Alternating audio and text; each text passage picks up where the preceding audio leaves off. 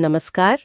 आज हम एक बहुत ही दिलचस्प पुरानी लोक कथा पर बात करने वाले हैं, चतुर किसान और भूत की शर्त। हाँ, नमस्कार।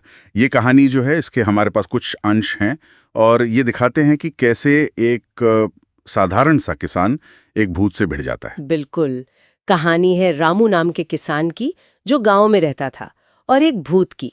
रात का समय, खेत की रखवाली, और तभी सामना होता है भूत से। जी, और यहीं से मामला मजेदार हो जाता है।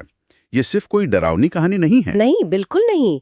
ये कहानी दिखाती है कि चतुराई मतलब सिर्फ चालाकी नहीं, बल्कि मुश्किल वक्त में भी कैसे दिमाग शांत रखा जाए। जी, है ना? तो चलिए इस कहानी की तह में चलते हैं जरा। हाँ, देखते हैं कि ये अनोखी मुठभेड़ हमें क्या सिखाती है। बुद्धि और शायद हिम्मत की भी परीक्षा है ये। तो कहानी शुरू होती है भूत की धमकी से।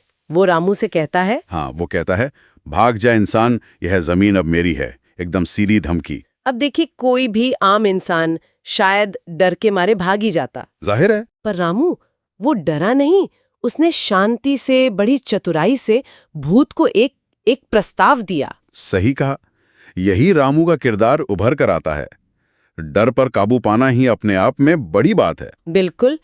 तो वो भूत को एक शर्त रखने को कहता है, सीधी लड़ाई नहीं, बल्कि एक दिमागी खेल। हाँ, वो कहता है कि अगर भूत उसके एक सवाल का जवाब नहीं दे पाया तो जमीन छोड़नी होगी, और अगर भूत जीत गया तो रामू गांव छोड़ देगा। ये थी शर्त। और भूत वो तो अपनी शक्तियों के नशे में चूर था। बिल्कुल।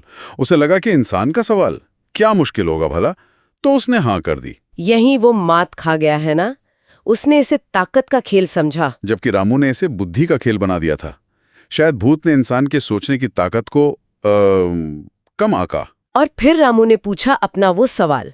काफी मशहूर है ये सवाल। हाँ, पूछता है, ऐसा कौन सा काम है जो इंसान तो हर दिन करता है लेकिन भूत कभी नहीं कर सकता। सवाल सुनने में कितना सीधा लगता है। हाँ, पर भूत के लिए ये एक पहेली बन गया। वो बेचारा सोचता रहा, अपनी सारी शक्तियां लगा दी, उड़ा, गायब हुआ, शायद दुनिया भर की जानकारी खंगाल डाली। पर जवाब मिला ही नहीं, क्योंकि ये सवाल उसकी अलौकिक शक्तियों के बारे में था ही नहीं।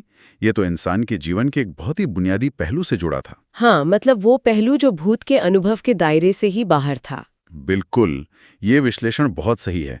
सवाल जीवन के उस सच पर था जिसे भूत जी नहीं सकता। क्या ऐसा हो सकता है कि भूत की दुनिया में काम कुछ और हो, जैसे डराना ही उसका काम हो? ये सोचने का एक अलग नजरिया है। पर शायद रामू के सवाल का मतलब उस शारीरिक मेहनत से था जो इंसान रोज करता है। खेती, मजदूरी, कुछ बनाना। हाँ, जिसे हम श्रम कहते हैं। जी, भूत का अस्तित्व इससे बिल्कुल अलग है। वो शायद कुछ करे,